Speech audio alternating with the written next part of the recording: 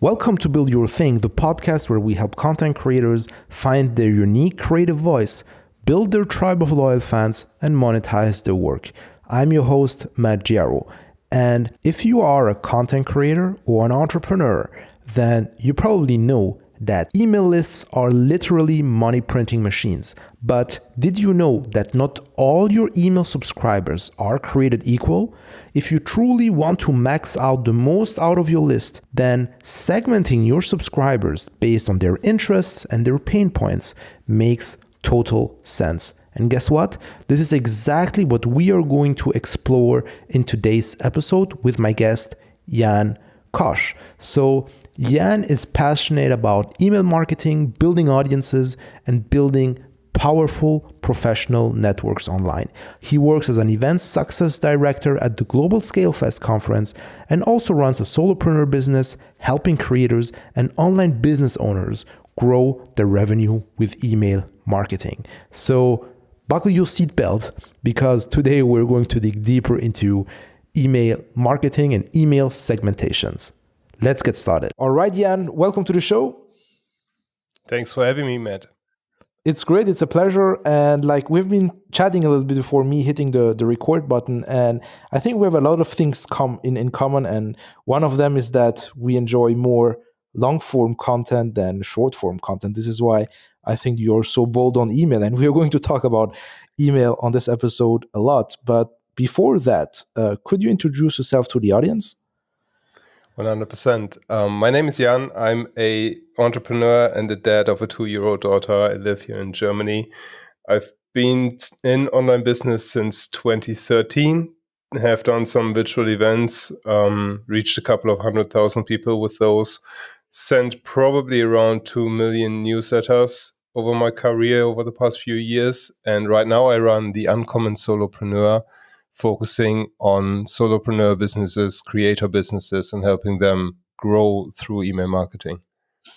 Awesome. So we almost started the journey at the same time. I perhaps started maybe 2 or 3 years before you when it comes to, building niche sites and all that kind of stuff. So obviously we are probably, let's say, for creators who are listening to this and who are just starting out, we may be some kind of dinosaurs of the internet.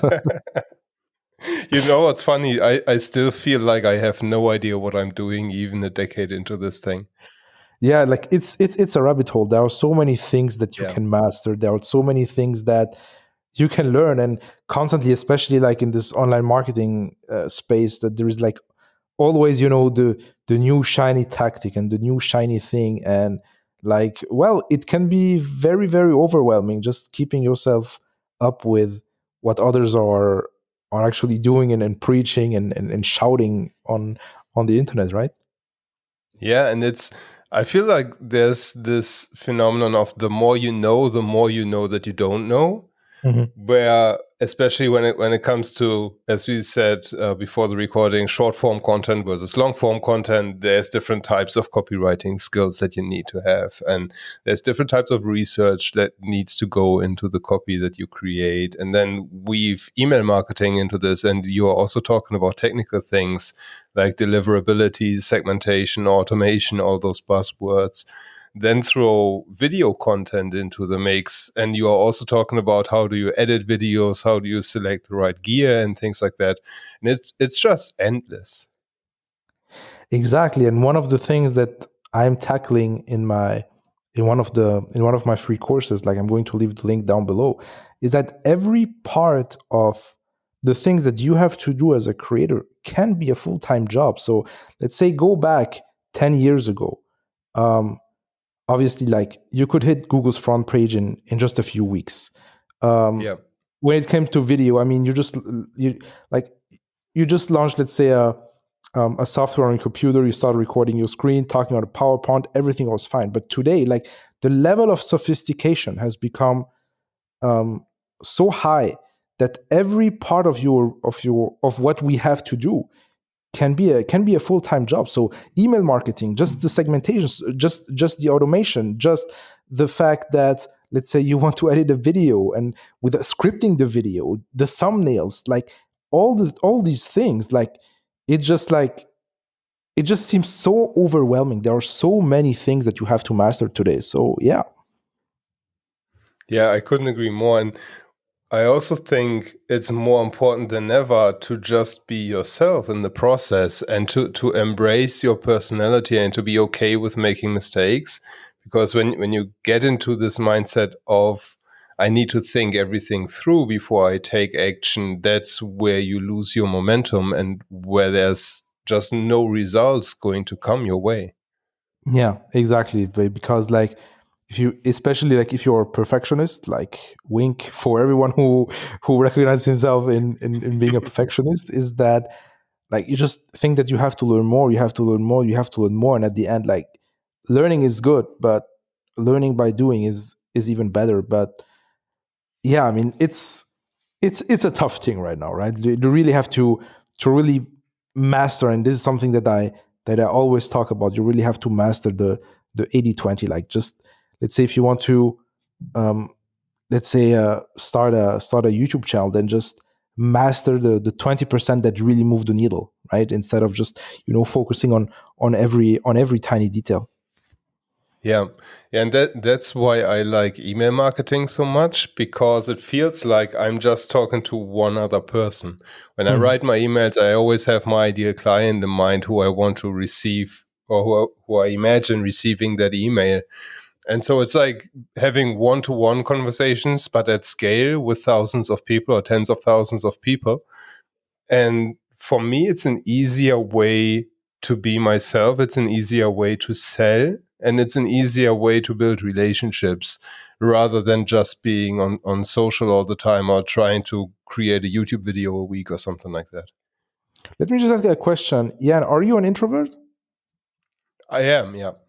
Okay, so like I think that this is like I was really thinking about this week actually, and there is like one like I really would love to get your perspectives on that, but there is like something that I like I was just going through my notes, and there is like something interesting that I realized is that when you're introvert, you're really bad at competing for attention, which means that let's forget about the internet. Let's say you were just, let's say, at the event. When you're an introvert, you're not the first who's going, let's say, to go on stage and try to capture or capture everyone's attention, right? You're just like sitting there. You just want anyone who come to you and talk to you, right? And but when you are, let's say, an extrovert, like it's a complete opposite. And I feel like especially when it comes to social media, um it's really like I'm here competing for your attention. But when people Yeah. are on your email list and they're receiving your emails, is that they are asking, they already, like, you already have their attention, and they are asking you like, uh please, it's like, I want to know more about this. So it's like a complete different, um let's say, a complete different situation. This is why I think like people like us do better in this kind of marketing. So I would really love to hear your thought about that. That's a very important point that you are bringing up. And that's something I tell everybody who says, I'm just emailing once a month because I don't want to annoy my list and I don't want to send them too many emails. But guess what? When they gave you their email address, they said, please tell me what you know. Please tell me more about yourself. Teach me what you know, give me that free lead magnet, and then continue educating me. And you are actually doing them a disservice by not emailing them. And it's also, I think, lowering the barrier of what do I need to write about in my emails, and the level of sophistication that goes into scripting a YouTube video, for example, is way higher than writing a daily newsletter or even a weekly newsletter, because you can just share stories. I think more natural in emails. It doesn't have to be as much content. Can be 100 words, can be 200 words. Whereas comparing that to, let's say, a YouTube video, I would spend probably 15 minutes, 20 minutes just coming up with ideas for YouTube videos. And then I'd spend an hour trying to craft a script for that. And don't get me started on recording that script. Yeah, and then especially then when you have to do editing and all the other stuff. So Yeah, this is something like, yeah, yeah, awesome, awesome. 100%. So And please go go ahead, ahead. sorry. Okay, what I wanted to say is with email, the best performing emails that I've ever sent had nothing to do with business. For example, I sent one email when this whole virus craze came up in 2021. And I said, let's just get through this together instead of fighting with each other, not taking any position on the situation, but just saying, hey, let's not forget we are in this together and we are here to help each other. That email got the single most responses and engagement and landed me a multiple 5-figure client from that conversation that sparked through this email. And I think many people overcomplicate sending emails to their list. You have this feeling like they deserve the best and I have to give them valuable content and I have to give them everything I know, but then also I can't give them everything I know because what would they pay me for if I taught them everything in an email? And the point is, value is defined in various ways. If you tell an inspiring story, if you make people laugh, that's also valuable. So when you run out of ideas, think about what you remember from last week, what made you feel good from last week, and just write about that. That's what people want to hear if they are on your list. Exactly, and this reminds me of the interview that I had with Ben Settle a few months ago. We're going to link to that in the show notes, where we actually talked about like the whole thing, like the overcoming the daunting, let's say, feeling of, well, I can't email my list daily. And there is one interesting thing that he mentioned is that if you want to be perceived as a leader in your niche, then you should have something to say every day and just say and share this with your email list. And I remember like when I started my first email list back in 2010, I was like so scary of sending emails. Like I just wanted to send an email when people subscribe, just give them their freebie, and then perhaps following up with them after 2 days, 5 days, 7 days. And there was like all this crazy stuff where, well, you have to use the Fibonacci kind of sequence in order just to get things right. And I was just so overcomplicating it. So all this to say, we are here today to talk more specifically about email segmentation. So when you keep things simple, you just have, let's say, one main list. But what are the issues when you keep things simple and just, forget about segmenting your list? The problem is that humans have this nasty tendency to evolve. We change interests, we change job positions, our goals change, our family situations change. So, no two email subscribers you have on your list have the same situation. Somebody signs up for a lead magnet. Let's say you are a dating coach and you give men people how to date attractive women and how to not fall silent or say stupid things when you try to approach a lady. The men are signing up for different reasons. One feels uncomfortable with the way they look. The other person thinks they're overweight, and that's why they need help in dating. Somebody else has been maybe burned badly, has been hurt badly by a relationship. So there are three different angles that you need in just that example to sell your coaching services.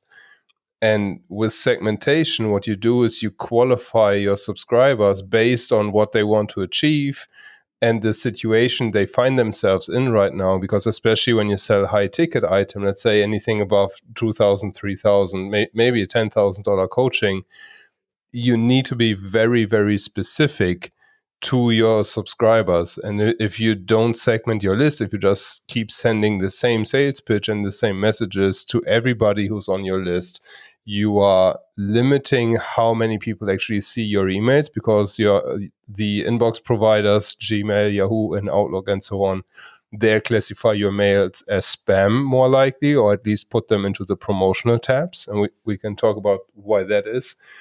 and you also send messages that don't resonate with people, and then you just can't expect results.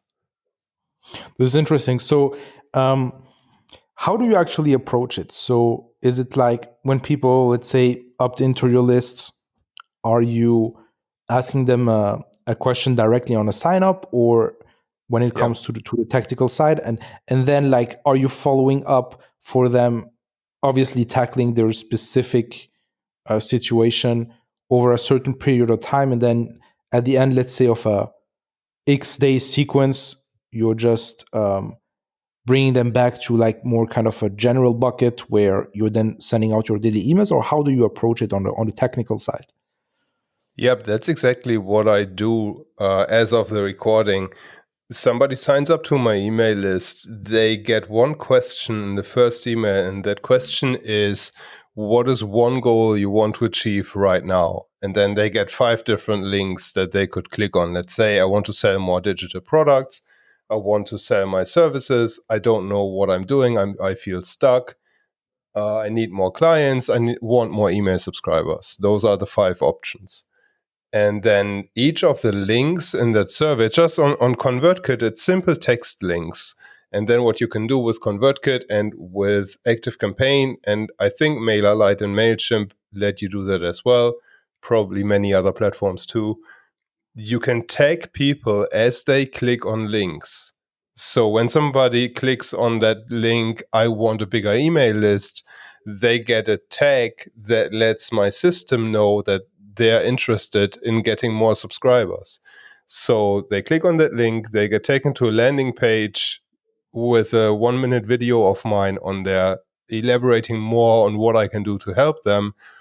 There's a form on that page where they can give me more information. There is my best free content on that page related just to building an email list. And there's a relevant low ticket offer on that page as well. And I've done that for all the 5 items that I have.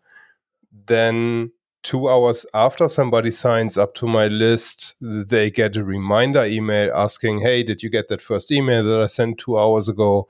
Here's the lead magnet that you wanted to have. And also, if you don't mind, let me know what's the one goal that you want to achieve. And that questionnaire in the second email already is conditional content. So it only shows if somebody did not click on any of those 5 links in the first email.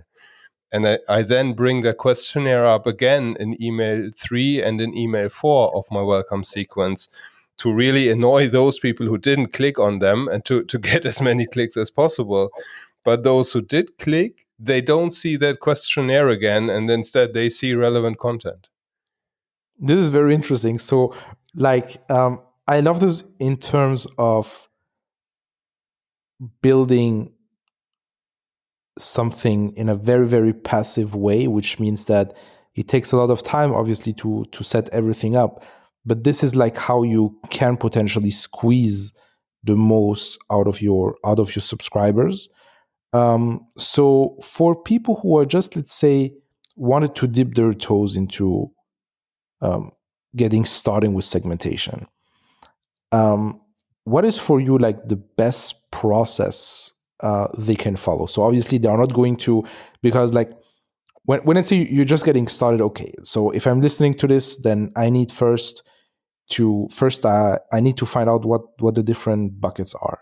Then I need to create a low ticket course, which means that if I'm segmenting my list into 5 different buckets, that's 5 different courses. And then I have to set up. Not necessarily. Yeah, you're bringing up a fantastic point here. Mm-hmm. I would say get started by asking yourself, what are the 3 or 4 most important and different reasons somebody would pay you for whatever you are selling. Let's say I have a course. Let's say I've got my course on email list segmentation. Let's take that as an example right now. Mm-hmm. You buy a course like that, be it mine or somebody else's, if you want to sell more, or if you are frustrated with your open rates, or if you do email marketing for your boss because you could be an employed email marketer and your boss just told you, hey, I need more results from our email list. Why don't you do some email list segmentation? And you have no idea what that is.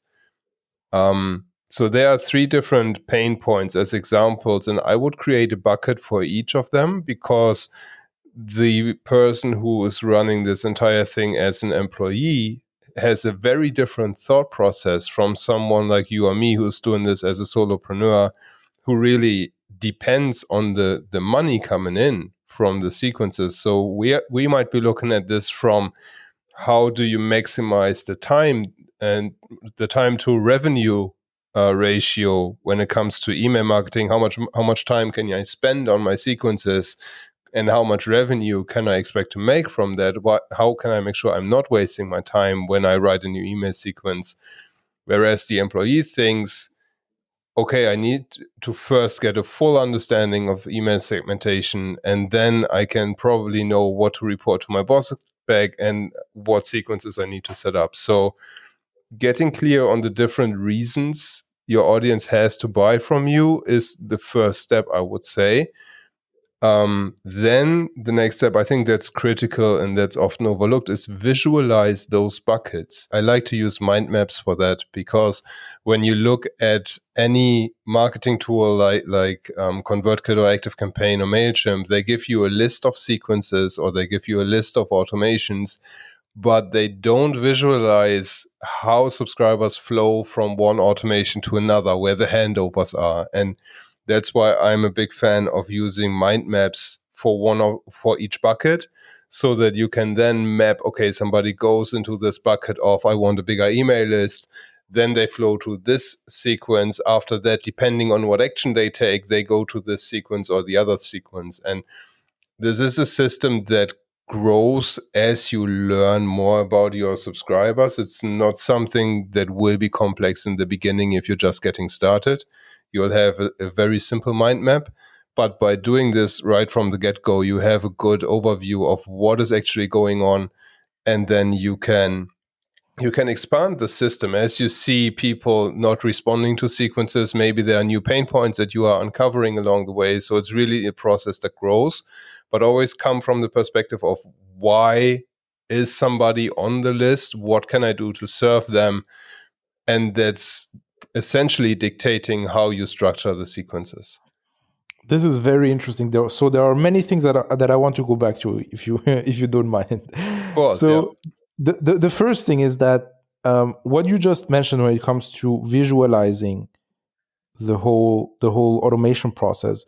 This is very interesting because obviously people who follow me are into building a second brain and managing their information.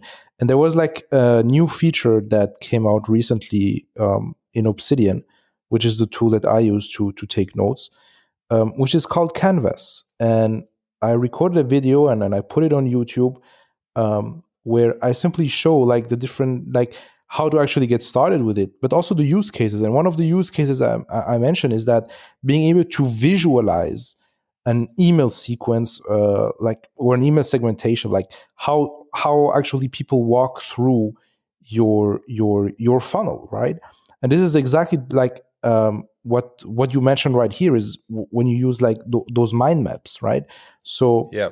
this is why I think segmentation can become very, very quickly overwhelming, because there are, as you mentioned, there are so many turning points. So and also like you have to get all these conditions right, etc., etc. But like one thing which I see here is the essence of all this technical stuff, is to understand the people that are opting in.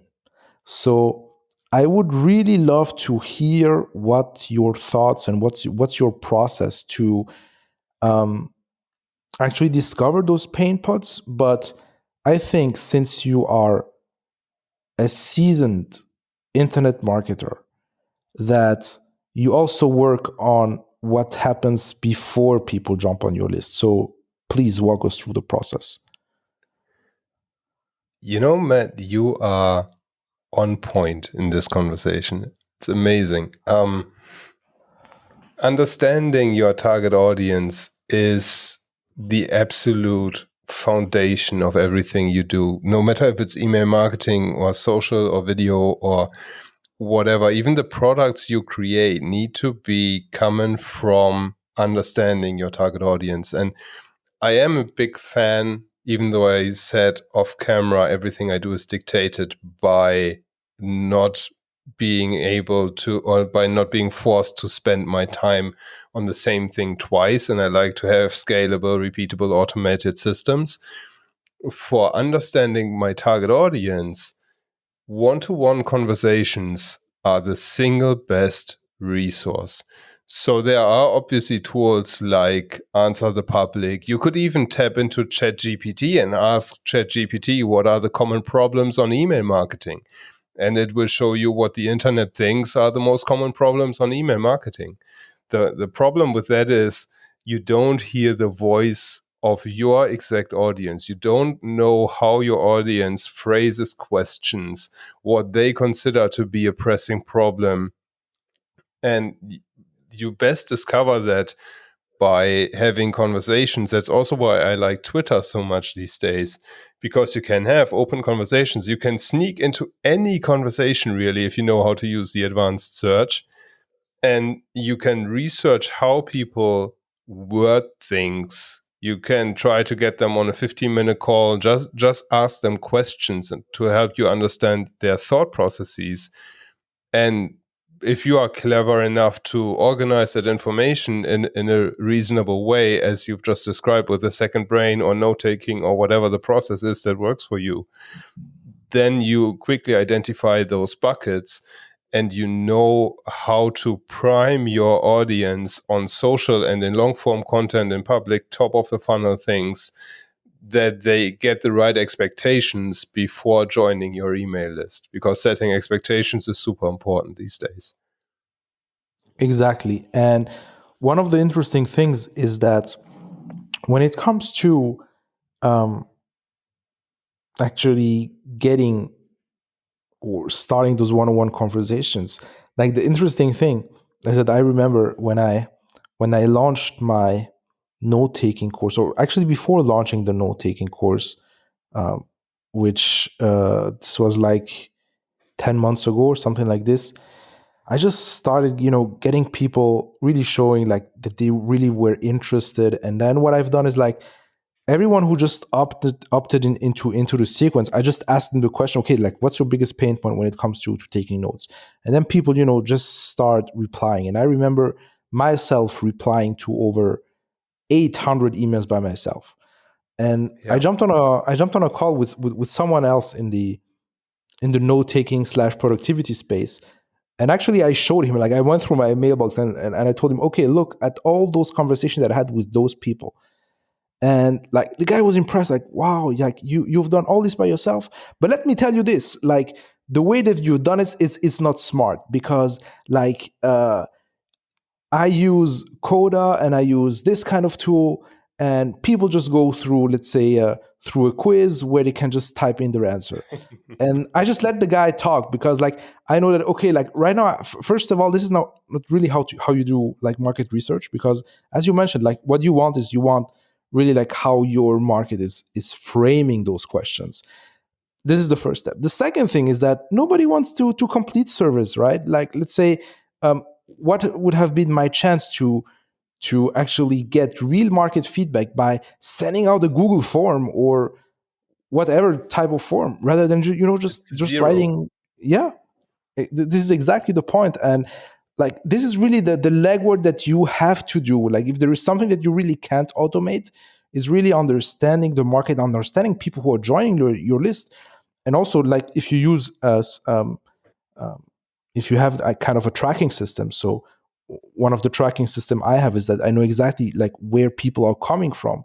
It also shows you, okay, this kind of content, let's say, attracted this kind of people. So this also allows you to refine your free content strategy to really understand, okay, let's say my goal with my email segmentation course is just to target solopreneurs. I really don't want people who are let's say in a 9 to 5, or like employees who want to level up their their email segmentation skills. Okay, then let's just see, okay, where these people come from, and what can I do to perhaps also prevent them from joining my list? Because this is something that I faced, is that most of the people who at the beginning who joined, like before I also started to segment my list, who jumped on my email list, were people who were just, interested in taking notes. Like, who's taking notes? Everyone and their dog is taking notes, right? But like, if I really want to target, let's say, the content creators who are taking notes but are not able to turn their notes into publishable content, well, then I have to frame everything what comes before the opt-in in another way, in order just to get the right people. So yeah, I was just talking a lot about that, but would love to hear your thoughts about this. Yeah, I couldn't agree more with that, because this is also heavily impacting the deliverability and the open rates of your emails. And it's a big mistake that I've made for way longer than I'm comfortable admitting. But when you have this perception of, I need as many people as possible on my email list, you are setting yourself up for a failure, because you want the right people on your email list. And if you have somebody on the list who's not an ideal client, they probably never buy from you, no matter how many sales pitches you throw at them. And why have those people on your list? They'll just drag down your rates. They'll not open your emails, and therefore Gmail or Outlook or whatever client they use knows, hey, Matt's or Jan's email is not relevant to that person. Let's aggregate that data, and wow, there are many people on that list that don't open the email, so let's put that into the promotional tab the next time. And what you do in this case, coming back to that segmentation topic, is you segment into cold and into warm subscribers, and ConvertKit does that automatically for you, I think on a 90-day window. I would love for it to be 60 days, honestly, because I'm a little bit more aggressive with that, but I don't think you can change that. And essentially everybody who didn't open an email of mine in the last 90 days, and I send, or in 2023, I'll send a daily email. So it will be quite tough not to open one email from me in the next year. They don't receive the daily email anymore. They go into a segment called cold subscribers. They go into a re-engagement campaign. And I'm just asking them, hey, do you still want to hear from me? And it's a 2 email campaign that's spread out over a week. And then 10 days after they entered that segment and they didn't engage with any of those re-engagement campaigns, I'll unsubscribe them automatically. And it's perfectly fine, because my emails aren't relevant for them anymore. So there's no point in me polluting their inbox. That makes perfect sense. And like, just to give you a little bit like perhaps a real life example, when it comes to quantity over quality, people think that, okay, I need a bigger list, or I need more likes, or I need more subscribers. I have a real life example on my website. I'm going to put this in the show notes, where I'm showing actually a screenshot of one of my most popular videos on my YouTube channel, with over 17,000 views, over 455 likes. And let me tell you this single video didn't brought in 1 penny in business. On the flip side, I have, let's say, articles on Medium that have, perhaps I don't have the exact view numbers here, but when it comes to claps, let's say I have only 400 and something claps and 8 comments, but this article brought in $2,000 in revenue. So like, you can't really you should not compare the size of your list with the money you can make out of it. If you have, let's say, a tiny list of high paying individuals, then you can compare that with a list of thousands or 10,000s of just freebie seekers, right? Right. Absolutely true. And I have this online event called List Building School, where I've interviewed, I think, around 29 email marketing experts. And one of them is a lady called Sama Owais. And she shared in this conversation we had that she earned $15,000 in sales from a list of 250 people. And the next promotion she ran was to a list of 800 people, and she made 6T with a $0,000. So there's no correlation whatsoever to revenue and email list size if you have the right offer and if you can put it in front of the right people at the right time. Yeah, so it's and you know what's the tricky thing, and what I really don't like about social media is that social media is designed in such a way that they're always putting the wrong metrics in front of you. So if you're on YouTube, they're always, pushing, oh, you got that many views, or you have that much subscribers. Same thing when you go on any social platform out there. They are just like, it's like they really want to train your brain. Okay, I want these numbers to go up, but this is not the metric that really matters.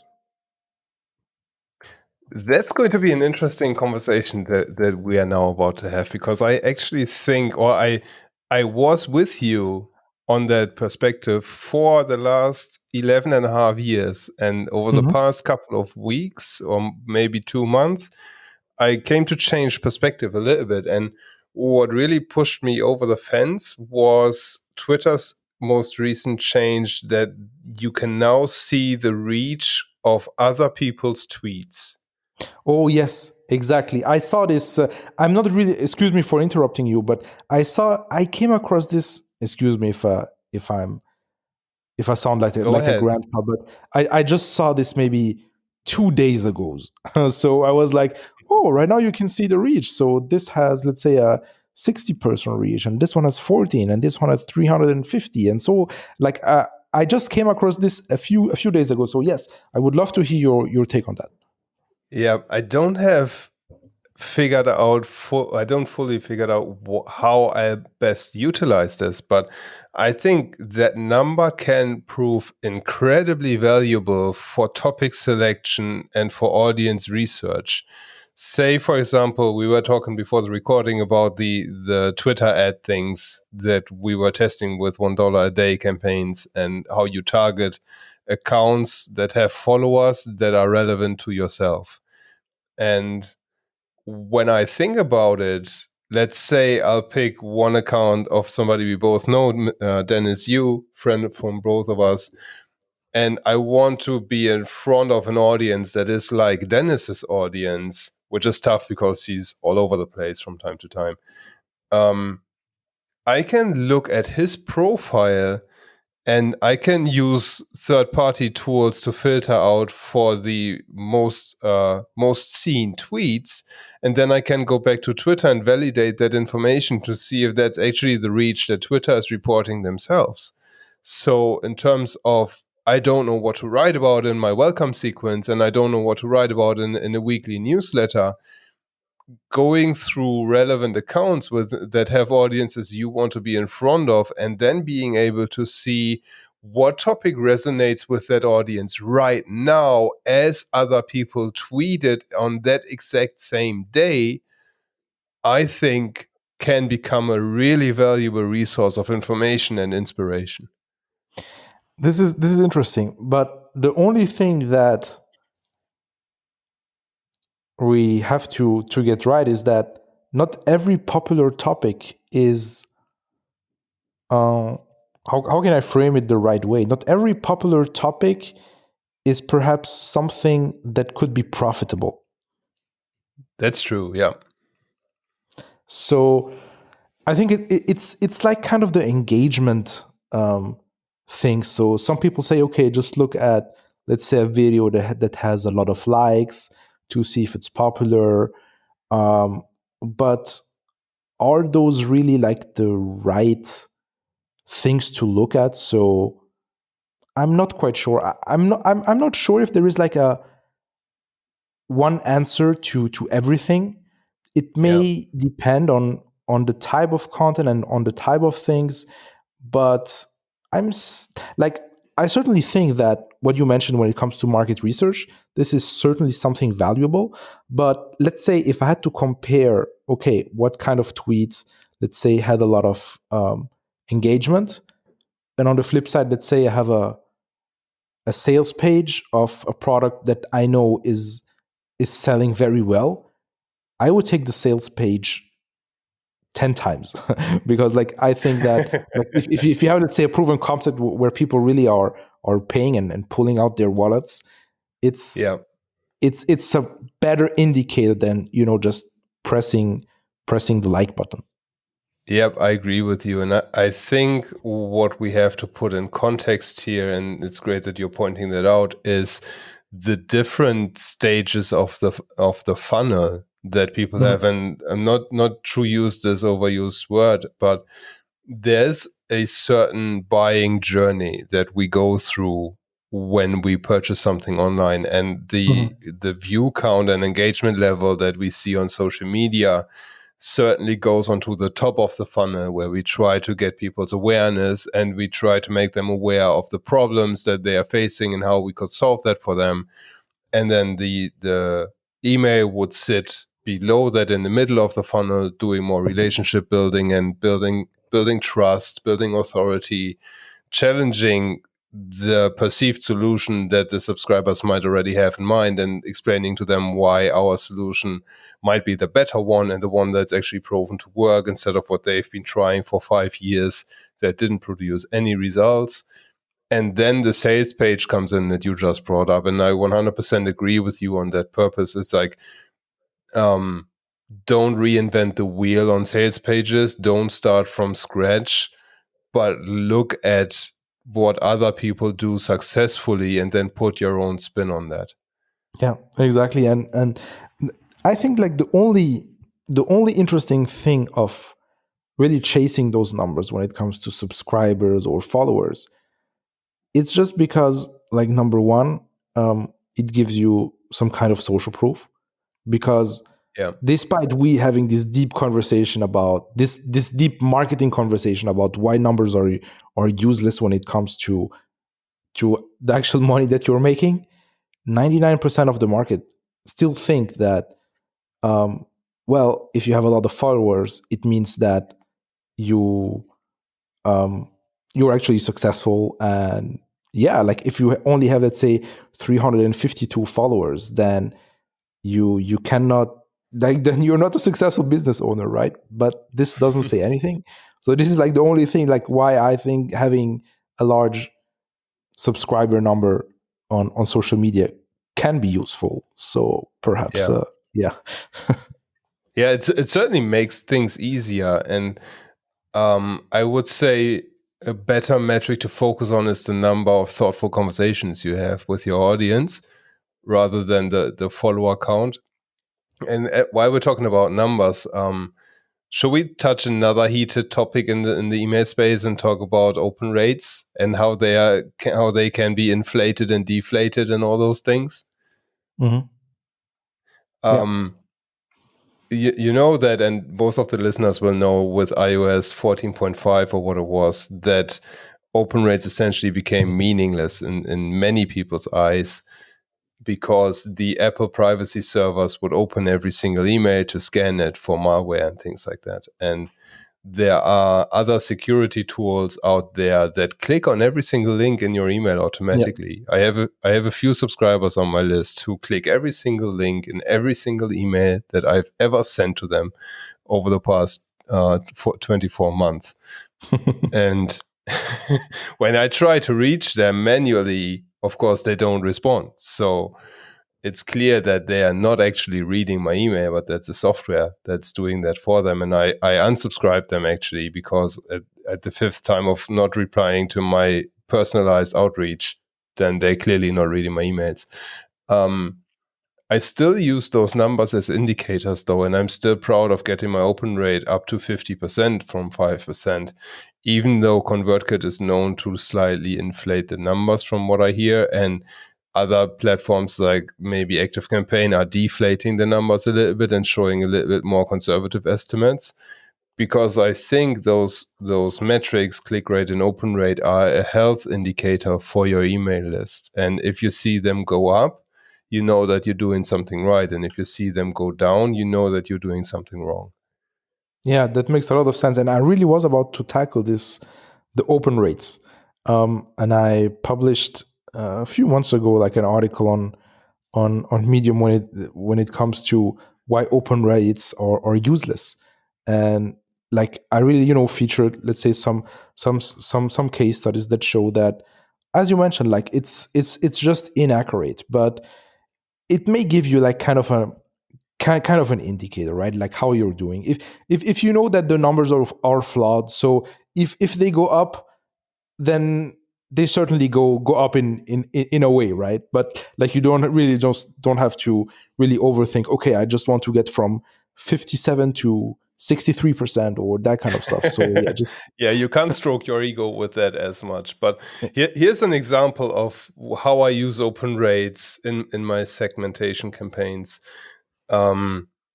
My welcome sequence has an average open rate, so that's an 8 email sequence, has an average open rate of 64.7%, click rate of 16.5.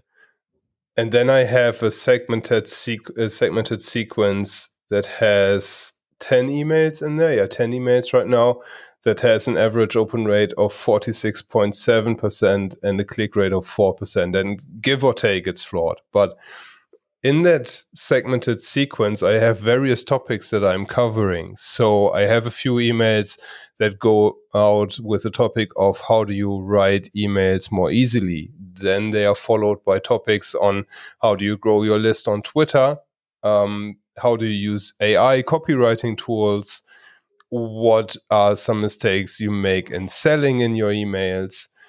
And I can see, based on the different subject lines and the different click rates and open rates, which topics resonate best with that audience, how I can tweak that segmentation campaign. For example, I have an email that goes out with the subject line, an unusual way to get more subscribers, that has a 74.4% open rate and 7% click rate. So that's the highest in that entire sequence. So I need to put out more content like that for that specific segment of my email list.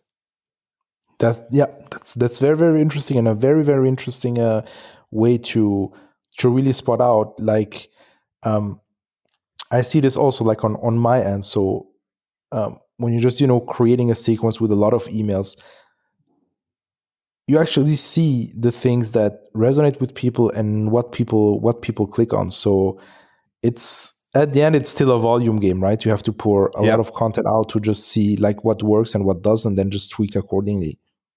Yeah. And I like to reuse my regular newsletters for those segmentation campaigns. So every, I would say, 6 weeks or 8 weeks, I go through the past campaigns that I sent as my newsletter and pick out the 5 or 6 that have been the best performers and put them into the relevant sequences and just add to that. I mean, it seems like you're doing the exact same stuff that I'm doing, because like I'm doing the exact same thing. Like I just look at like one of the things that I found like we have in common when it comes to having this leverage thinking, which means that, okay, like you just wrote an email once, and perhaps this email deserves to be recycled because like it just resonated with others, and then you just see what works, you just see what people click on, and then, well, you just move into, let's say, your welcome sequence or your any other kind of sequence that you have when it comes to promoting your product or building a relationship or any kind of objective that you have. And then like this email that you wrote once will get sent like thousands and thousands of times over the next years, and this is how you really leverage one single email, because again, the 80-20 rules applies in your emails too. So you're going to have 80% of waste and 20% that will actually be killer emails. So why don't take them and recycle them? Absolutely. And then what I also like to do that gives me a lot of confidence in being able to consistently email is I have this evergreen sequence that just sends out every Tuesday, and that I just expand on every single week.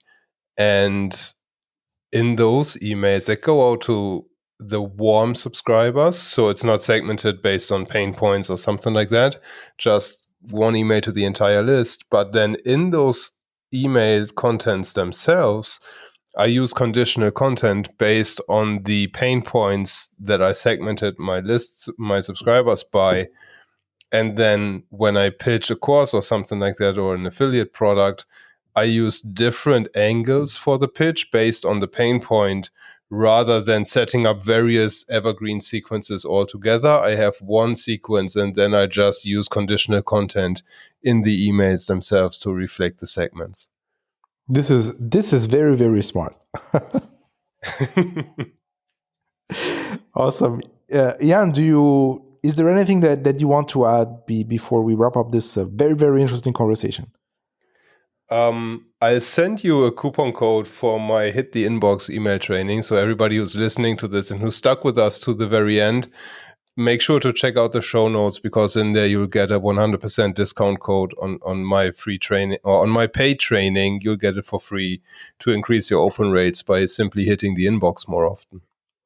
Awesome. Thank you very much. Like, it is a very, very, this is very, very valuable. Like, if you're sending emails and your email just gets trapped in the promo or the spam tab, I mean, then you just wasted all your efforts. So, like, definitely, like, this training will certainly help you get started on the right foot.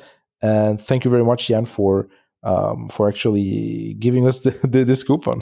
Truly appreciate it. Absolutely. I had a blast, Matt. Thank you so much. No, like, it's my pleasure. So if people want to know more about you and what you're currently up to, obviously, like, they're going to know you if they sign up for your Hitting the Inbox course. But if, let's say, they want to, look a little bit at your website or perhaps a social media profile, what's the best place that they should go? jankoch.co, jankoch.co. That's the website. You can find everything about me there. And I'm most active on Twitter these days at I am Jan Koch. Awesome. Obviously, I'm going to put all the links in the show notes. Yeah, and thank you very much for this insightful conversation. And, well, I look forward to see you in another episode in a few months. Yes, very much looking forward to that, Matt. All right, so hope that you've enjoyed this episode today. If it's the case, then you're also probably going to enjoy my daily emails. I'm going to leave a link in the description. Thank you very much for tuning in today, and I hope to see you next week with another amazing episode. Stay tuned.